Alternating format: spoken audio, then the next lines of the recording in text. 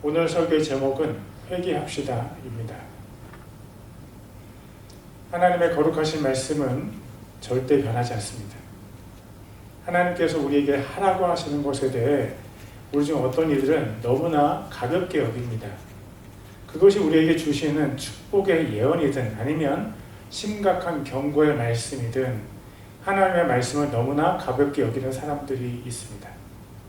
하나님께서 우리에게 주시는 어떤 예언이나 경고라도 가볍게 여기지 마시기를 주 예수님의 이름으로 축원합니다.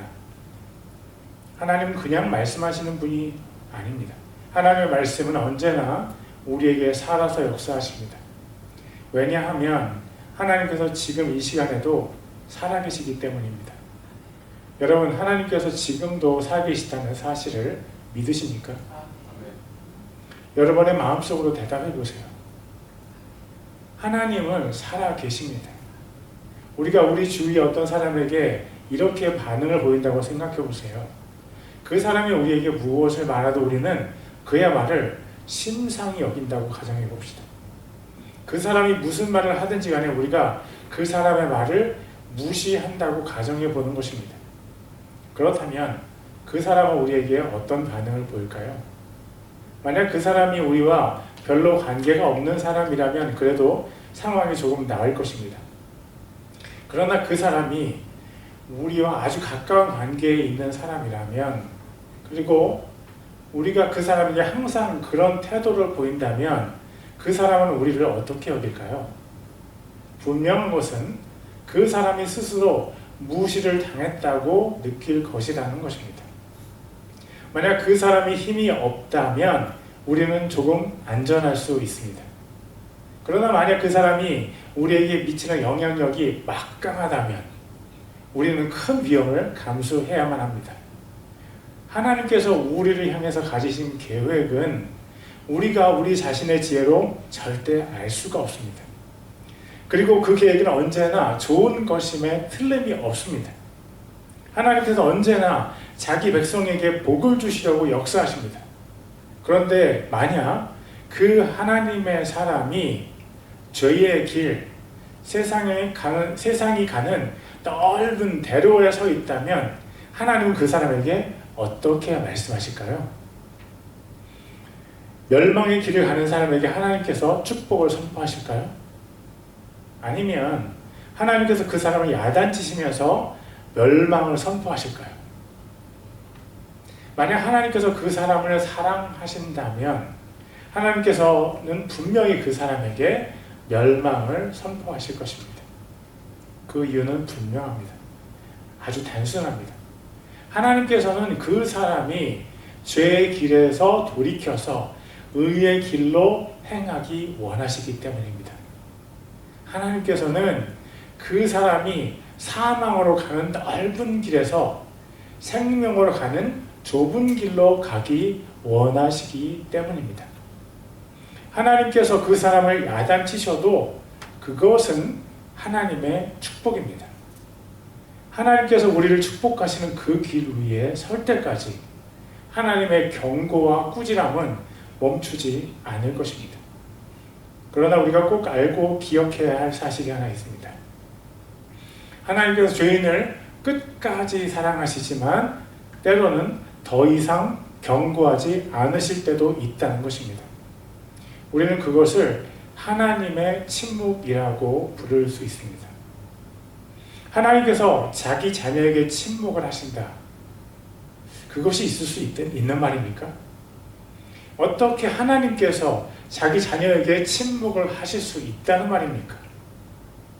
만약 우리가 하나님의 거듭된 경고에도 끝까지 돌이키기를 거부한다면 하나님께서는 침묵을 선택하실 수 있습니다. 하나님께서 죄인을 포기하실 수 있다는 말입니다. 왜냐하면 하나님의 지혜는 이미 그 사람의 미래를 알고 계시기 때문입니다. 그 사람이 더 이상 회개할 여력이 없다는 것, 이미 마귀의 사람이 되었다는 것을 아시기 때문입니다. 우리가 이 사실을 꼭 기억해야 합니다. 하나님께서 누구에게 그런 일을 하셨습니까? 하나님께서 과연 누구에게 침묵을 선택하셨습니까?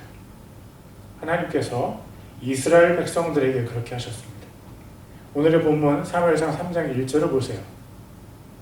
아이 사무엘이 엘리 앞에서 주를 섬겼는데 그때에는 주의 말씀이 희귀하여 열린 환상이 전혀 없었더라.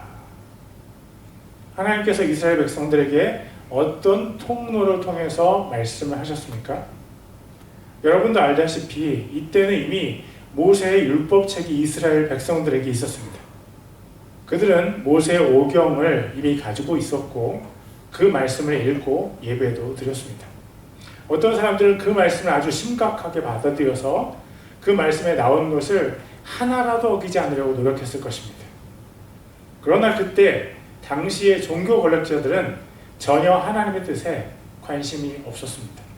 어쩌면 그들이 하나님께서는 더 이상 우리가 듣는 계시와 환상으로 말씀하지 않으셔 라고 믿었는지도 모르겠습니다. 하나님께서 자신을 계시하실 자유가 있으십니다. 하나님께서 그 시대에 열린 환상으로 전혀 말씀하지 않으신 것은 전혀 하나님께서 원하시는 것이 아니었습니다. 그것은 오히려 이스라엘 백성들이 하나님의 말씀에 귀를 닫았기 때문이었습니다. 그들은 하나님이 아닌 자기 자신의 생각을 자신의 하나님으로 섬겼습니다. 사사기 21장 25절입니다. 그때에는 이스라엘의 왕이 없었으므로 사람마다 자기 눈에 옳은 것을 행하였더라. 이스라엘 사람들이 자기 눈에 옳은 것을 행했습니다. 자기 눈에 옳은 것이라는 표현을 주목하세요. 하나님의 눈에 옳은 것이 아닌 자기 눈에 옳은 것을 사람들이 행했습니다. 그것이 그들의 착각이었고 그들의 죄였습니다. 성경이 아닌 자기 생각대로 하나님을 섬기는 것이 죄입니다. 살아계신 하나님과 관계없이 자기 생각에 좋은 대로 살아가는 것이 죄입니다. 사람들은 자기 눈에 옳은 것을 행하면서 하나님께 이렇게 얘기합니다. 하나님, 이거는 눈 감아주세요. 저도 주님께서 이것을 싫어하시는 걸 알아요. 그런데 저도 어쩔 수 없어요. 제가 이것을 너무 좋아하거든요. 하나님, 이것만 눈 감아주세요. 엘리에게 그것은 바로 아들들이었습니다. 대제사장인 엘리의 두 아들들은 제사장들입니다. 제사장들은 대제사장의 명령을 받아서 성막 안에서 일어나는 대부분의 제사를 집전했습니다. 우리가 아는 바와 같이 대제사장은 우리의 주 예수님을 상징합니다. 히브리서 3장 1절입니다.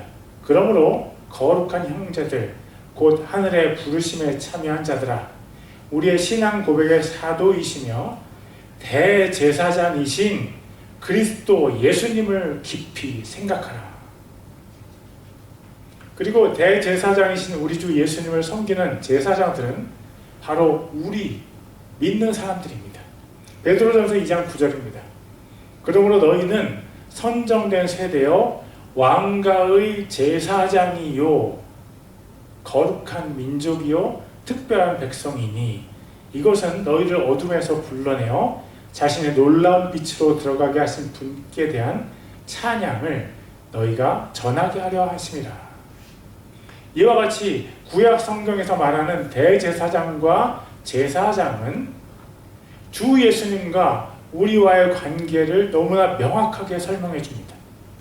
우리는 예수님의 말씀을 따라 살면서 예수님께서 가신 길을 따라가면서 예수님을 섬기면서 삽니다. 이렇게 제사장들은 대제사장의 권력 밑에서 대제사장을 섬기는 사람들입니다. 그런데 엘리의 두 아들들이 차마 입에 담기 어려운 악한 짓들을 했습니다. 이스라엘 백성들이 가져온 재물들을 엘리의 아들들이 자기의 욕심으로 빼앗았습니다. 재물들을 하나님께 드리려고 먼 길을 온 이스라엘 백성들은 그들로 인해서 마음이 상했습니다. 그리고 결정적으로 그들의 제사는 하나님께서 받으실 수 없는 제사가 되어 버렸습니다. 하나님께서는 제사의 방법을 아주 구체적으로 성경에 적어 놓으셨습니다. 그런 제사의 방법 자체가 중요한 것이 아니라 제사의 정신이 중요하다고 말할 수도 있습니다. 그러나 절대 그렇지 않습니다. 아담의 두 아들인 가인과 아벨의 제사를 기억하십니까? 하나님께서 아벨의 제물을 받으셨지만 가인의 제물은 받지 않으셨습니다. 아벨은 양의 첫 새끼들을 제물로 가져왔고 그것은 모세에게 주신 하나님의 율법에 적힌 내용과 정확하게 일치했습니다. 그러나 가인은 땅의 열매 중에서 첫 번째 제물을 하나님께 바치지 않았습니다. 그는 아무 것이나 가져왔습니다. 하나님께서는 제사의 각종 절차도 깊은 뜻을 가지고 정하셨습니다. 가인이나 아벨이 자기들이 기른 것들의 첫 열매를 가져와야만 하는 중요한 분명한 이유가 있습니다. 고린도전서 15장 20절을 보실까요? 그러나 이제 그리스도께서 죽은 자들로부터 일어나사 잠든 자들의 첫 열매가 되셨도다. 인류의 첫 제사들 중에서 하나님께서 유독 아벨의 제사만 받으신 이유는 바로 예수님 때문입니다. 첫 생산물이 예수님의 첫 부활을 상징하기 때문입니다. 마찬가지로 제사의 각종 절차에도 하나님께서 나타내시기로 결정하신 분명한 뜻이 있습니다. 그런데 엘리의 두 아들들은 바로 그 절차를 자신들의 욕심으로 오염시켰습니다.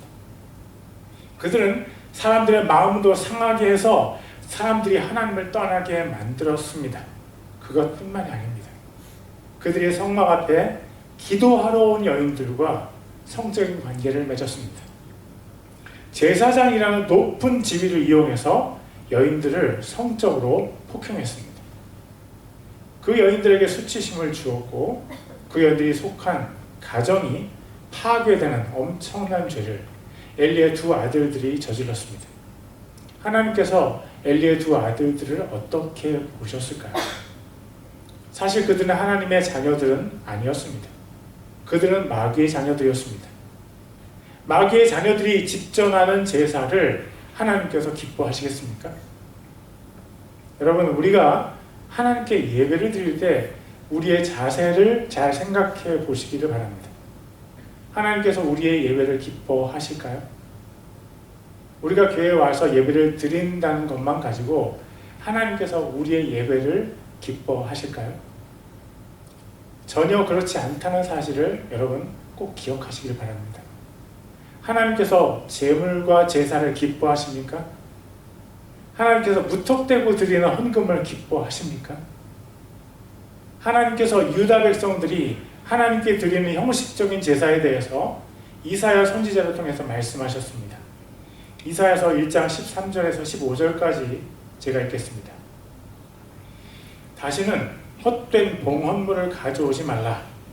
분향하는 것은 내게 가증한 것이요 월삭과 안식일과 집회로 모이는 것을 내가 견디지 못하겠노니 곧 엄숙한 모임 그 자체가 불법이니라. 내 혼이 너희의 월삭과 정한 명절들을 미워하나니 그것들이 내게는 괴로움이니라. 그것들을 감당하기에 내가 지쳤느니라. 너희가 손을 내밀 때에 내가 내 눈을 너희에게 숨기겠으며 참으로 너희가 많이 기도할지라도 내가 듣지 아니하리니 너희 손에는 피가 가득하니라. 왜 하나님께서 유다가 가져오는 봉헌물을 싫어하셨습니까? 왜 하나님께서 그들의 제사를 싫어하셨습니까? 왜 하나님께서 그들의 기도를 듣지 않으셨습니까? 제가 방금 읽은 구절의 마지막 부분에 하나님께서 이렇게 말씀하셨습니다. 너희 손에는 피가 가득하니라. 우리가 하나님께 드리는 예배, 헌금, 기도를 무조건 하나님께서 받으십니까? 절대 그렇지 않습니다. 이사야서 59장 2절입니다. 오직 너희 불법들이 너희와 너희 하나님 사이를 갈라놓았고 너희 죄들이 그분의 얼굴을 너희에게 숨겼으므로 그분께서 듣지 아니하시리라. 또 이렇게 말씀하셨습니다. 이사야서 1장 12절입니다. 너희가 내 앞에 보이러 올 때 누가 너희 손에서 이것을 요구하였느냐? 단지 내 뜰을 밟을 뿐이니라. 하나님께 순종하려는 조금의 의지도 없는 사람들이 하나님께 드리는 예배를 하나님께서 기뻐하실까요? 하나님께 자신의 마음도 드릴 의지가 없는 사람들이 드리는 예배를 하나님께서 받으실 수 있습니까? 만약 어떤 사람이 우리에게 억지로 어떤 물건을 준다면 우리는 그 물건을 기쁘게 받을 수 있습니까? 내가 거지야? 그거 너나 가져! 라면서 우리가 화를 내지 않을까요? 우리도 거지 취급을 받는 것이 싫다면 하나님은 어떠실까요? 우리가 억지로 하나님께 드리는 헌금을 하나님은 절대로 기뻐하지 않으십니다. 여러분 중 누구라도 절대로 억지로 헌금을 내지 마십시오. 그것은 하나님을 기쁘시게 하지 않고 하나님이 전체 헌금을 싫어하게 만들어버립니다. 만약 여러분 중에 아직 예수님의 십자가와 부활이 믿어지지 않는 사람이 있다면 헌금은 지금 안 하시는 것이 좋습니다. 나중에 여러분이 예수님을 믿고 나서 헌금을 기쁘게 드릴 수 있을 때 그때 헌금하세요. 지금 헌금 안 하셔도 괜찮습니다. 하나님께서 기뻐하시지 않는 헌금, 예배, 섬김 여러분 안 하셔도 됩니다. 왜냐하면 그런 것들이 하나님의 마음을 너무 아프게 만들기 때문입니다. 엘리의 두 아들들의 제사로 인해 하나님의 마음이 너무 많이 상하셨습니다. 그래서 엘리에게 하나님께서 이렇게 말씀하셨습니다. 사무엘상 3장 14절입니다. 그러므로 내가 엘리의 집에 대해 맹세하기를 엘리의 집의 불법은 희생물이나 헌물로 영원히 제거되지 아니하리라 하였노라 하시니라. 여러분 깨어나세요. 마귀의 속임수에 자신의 욕심에 취해서 아직도 잠을 자고 있다면 깨어나세요. 하나님의 거듭된 경고에도 우리가 깨어나지 않는다면 너무나 무서운 결과가 우리를 기다리고 있기 때문입니다. 하나님의 말씀이 들리십니까? 엘리의 집의 불법은 희생물이나 헌물로 영원히 제거되지 아니하리라. 아니 그런 게 어디 있어요? 하나님께서 우리의 불법을 용서하지 않으신다고요? 이 성경 구절 잘못 번역된 거 아닌가요? 어떻게 하나님께서 우리를 영원히 용서하지 않으실 수가 있냐고요? 사랑하는 하나님의 성도 여러분, 이 구절은 분명히 하나님께서 직접 말씀하신 하나님의 말씀입니다. 사탄의 거짓말에 속지 마세요. 조금만 더 즐겨. 조금만 더 내 마음대로 해. 하나님은 너의 모든 죄를 용서하시잖아. 그리고 하나님은 내가 행복하기를 바라셔. 인생은 즐기라고 있는 거야. 그것이 인생의 목적이야. 너는 너의 인생을 그렇게 즐길 권한이 있어. 세상은 쉴 새 없이 우리에게 이런 메시지를 보내고 있습니다. 그러나 여러분 분명히 아십시오. 그것은 하나님의 말씀이 아닙니다. 그것은 마귀의 꼬드김입니다. 마귀는 우리가 하나님으로부터 멀리 떨어지기를 원합니다. 마귀의 목적은 오로지 우리를 죽이고 멸망시키려는 것입니다. 우리 자신의 욕망에 묶여 있으면서 하나님의 구원을 바라는 것은 참 어울리지 않는 그림입니다. 죄가 의와 함께 거할 수 있을까요? 마귀가 하나님과 함께 임할 수 있을까요? 하나님께서는 정말 우리의 바램처럼 우리가 우리 인생의 끝까지 미지근하게 하나님을 섬기는 것을 기뻐하십니까?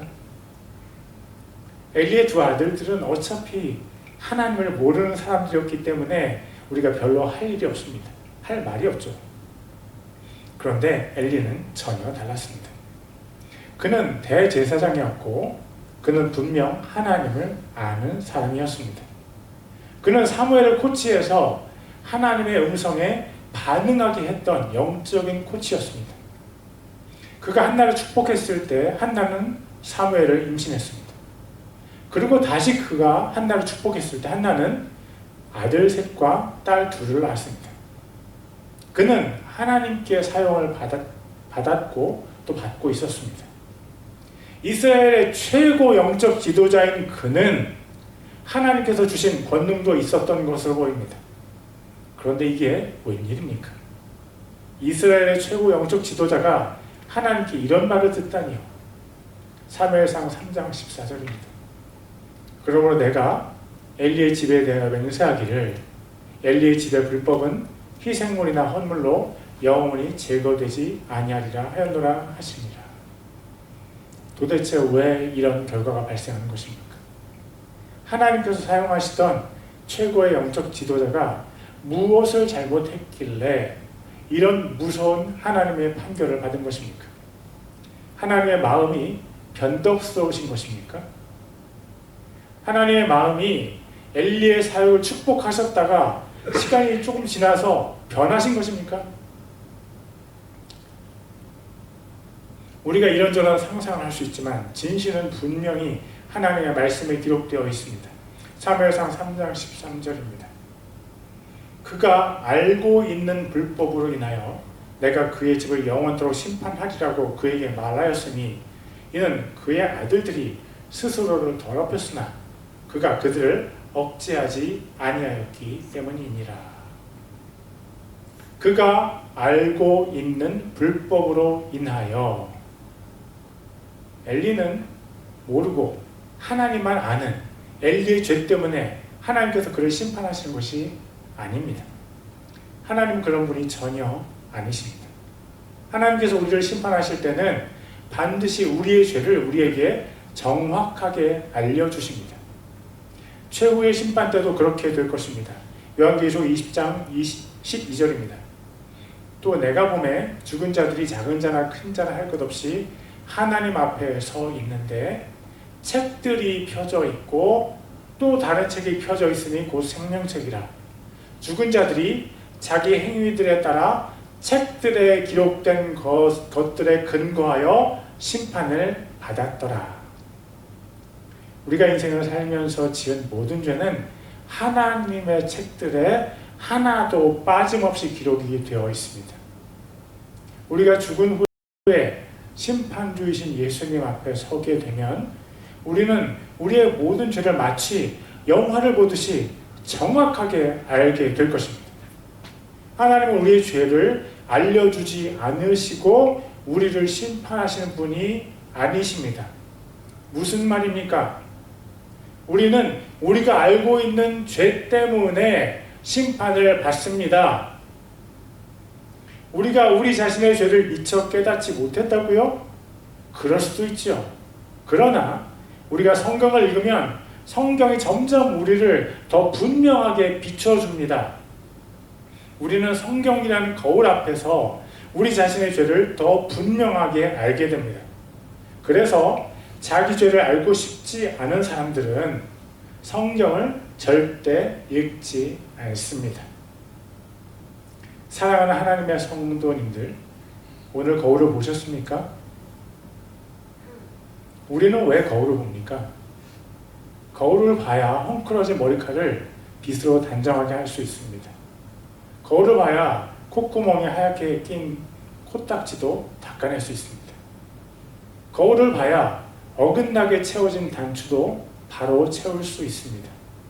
제가 전에 이런 얘기를 한 적이 있습니다. 제가 서울의 어느 부자 동네에서 건널목에 서서 신호가 바뀌기를 기다리고 있는데 옆에 너무 고귀한 차림의 귀부인이 서 있었습니다. 옷차림새와 깔끔한 구두와 손에 든 가방이 참으로 멋있게 그분을 빛내고 있었습니다. 하나만 빼고 딱 하나 그분께 오점이 있었습니다. 그것은 그분 머리에 그루프가 딱 하나 머리 위에 달려 있었던 것입니다. 제가 어떻게 했을까요? 제가 그분께 머리 위에 그루프가 달렸다는 사실을 말했을까요? 아니면 그냥 지나쳐가고 끝까지 침묵했을까요? 저는 그분께 조심스럽게 말을 걸었습니다. 약간 수줍게, 아주 조심스럽게 그분께 얘기했습니다. 안녕하세요. 머리에 그루프 하나가 달려있는데요. 그랬더니 그분께서 깜짝 놀라면서 그루프를 머리에서 황급히 빼냈습니다. 아마도 그분은 집에서 나오기 전 마지막 순간에 거울을 보지 않았을 것 같습니다. 우리가 사람들에게 멋있게 보이기 위해서 거울을 보기도 합니다. 그런데 우리는 다른 사람들에게 우리의 추한 모습을 보이지 않기 위해서도 거울을 봅니다. 우리가 성경을 읽는 것을 거부하면 우리의 영적인 죄가 없어지나요? 우리가 지속적으로 성경이라는 거울을 보지 않으면 우리는 하나님 앞에서 부끄러움이 없어지나요? 잠시 잠깐 동안은 그럴 수 있습니다. 그러나 우리가 이 세상을 떠나서 최후의 심판대 앞에 섰을 때는 절대로 우리의 죄를 숨길 수가 없습니다. 그리고 그때까지 자신의 죄를 회개하지 않은 모든 사람은 영원한 멸망으로 들어갑니다. 여러분, 이 세상의 짧은 삶이 영원한 저 세상보다 더 중요합니까? 절대 그렇지 않습니다. 영원이라는 시간은 우리가 아직 경험해보지 못한 상상 속의 세계입니다. 그러나 우리가 갈 저 세상은 영원이라는 변하지 않는 특성을 가지고 있습니다. 하나님의 나라도 영원하고 멸망도 영원합니다. 하나님께서 우리를 영원한 축복으로 초대하십니다. 죄인인 우리가 영원한 축복으로 들어갈 수 있는 두 가지 조건이 있습니다. 한 가지 조건은 예수님을 자신의 주와 하나님으로 섬기는 것입니다.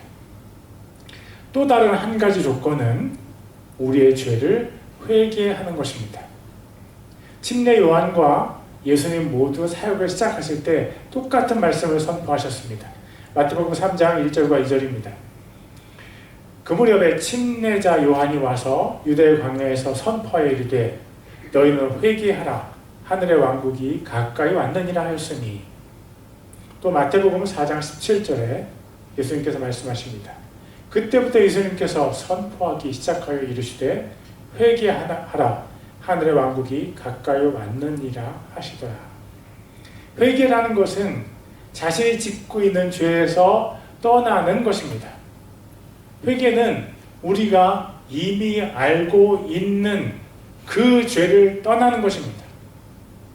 그것이 죄인 줄 알면서도 우리가 그것을 좋아하기 때문에 떠나지 않는 것은 회개하지 않는 것입니다.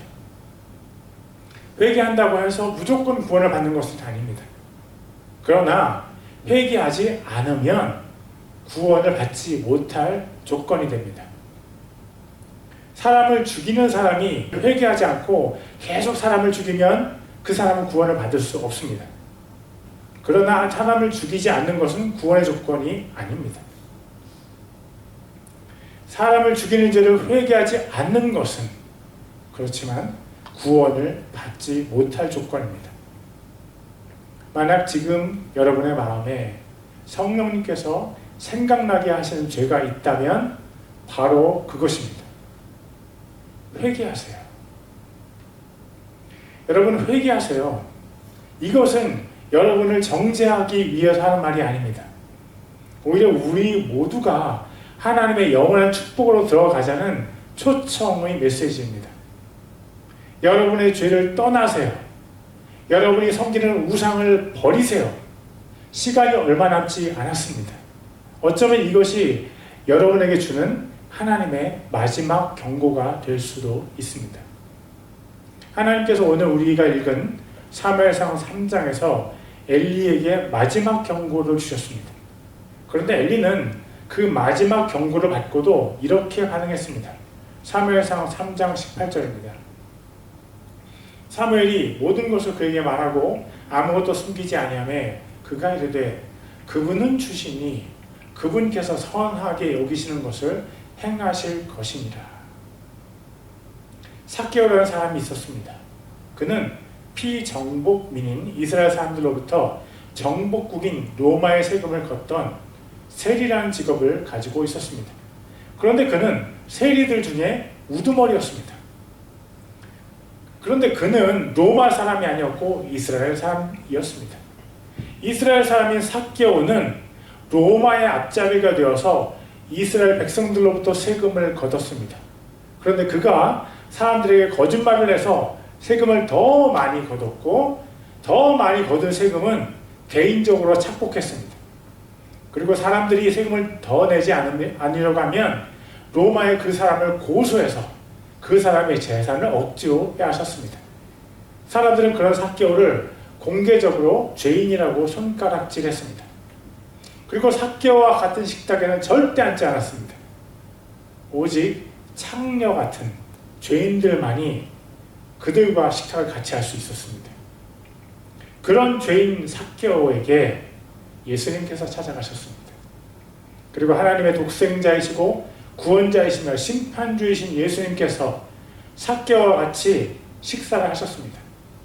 예수님께서는 삭개오에게 생명의 말씀을 주셨고 삭개오는 자신의 죄를 회개했습니다. 누가복음 19장 8절입니다. 삭개오가 서서 주께 이르되 주여 보소서 내가 내 재물의 절반을 가난한 사람들에게 주겠사오며 만일 내가 거짓 고소하여 어떤 사람에게서 무엇이든지 빼앗았으면 그에게 4배로 갚겠나이다 하매 사람들이 죄인이라 손가락질하던 삭개오를 예수님께서는 결코 정죄하지 않으셨습니다. 또 우리는 간음 현장에 잡힌 여인에게 예수님께서 하신 말씀도 기억합니다. 요한복음 8장 11절입니다. 예수님께서 그녀에게 이르시되 나도 너를 정죄하지 아니하노니 가서 다시는 죄를 짓지 말라 하시니라. 오늘 예수님께서 우리 중 어떤 분들에게는 최후의 통첩처럼 회개를 명하십니다. 그리고 그것은 여러분을 죄인이라고 정죄하기 위한 것이 전혀 아닙니다. 회개하라는 예수님의 명령은 하나님의 축복으로 들어오라는 예수님의 초청입니다. 여러분, 우리 모두 회개합시다. 우리가 알고 있는 그 죄를 회개합시다. 성령 하나님께서 지금 이 시간에 우리의 마음 속에서 지적하고 계시는 그 죄를 회개합시다. 하나님은 살아계십니다. 우리에게 회개하라고 말씀하신 하나님은 이미 우리를 용서하실 준비가 되어 있으십니다. 우리가 회개만 하면 하나님께서 기뻐하시면서 우리가 받을 구원으로 인해서 춤을 추실 것입니다. 사랑하는 여러분, 우리가 함께 회개합시다. 기도하겠습니다. Let's pray.